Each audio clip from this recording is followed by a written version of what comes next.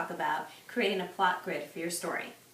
Now the first thing you're going to do is you're going to take up a big piece of butcher paper or a piece of wrapping paper and put it on the back of the wrapping paper, and you're going to divide your story into different parts.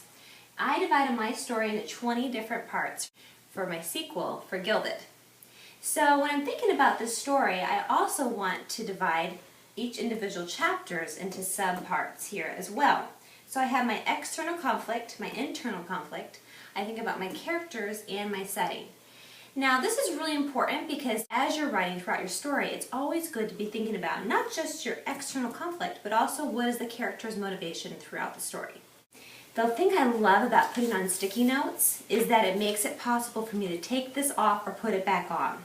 So maybe I just, as I'm writing, and I'm putting this together, and then I realize, you know what, this is not really working, this scene is not happening. I'm just going to scratch that scene, I'm going to put this to the side so I can remember it if I want to put it back, but I'm going to put that to the side, I'm going to put something new here instead. Or maybe I realize that this is a great scene, but it doesn't belong here. Now look through here, where else could it belong? Actually, maybe it belongs better over here, or maybe it's over here. So this is a great visual way to look at your story in a big picture without thinking, where is everything going? It's all in a small document.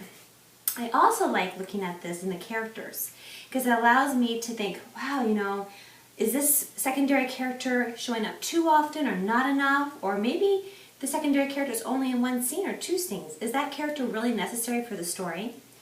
And then finally the setting. I want to make sure that my character has a home base.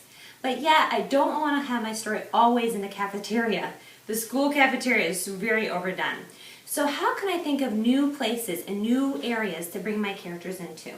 So that's another thing. I can always look here and think, is this a different place or where they were last? And it's a really great picture to see that. The important thing about this is it's a great visual for you, and it's a map that you can use as you're putting together your story, also as you're revising your story. So thanks so much.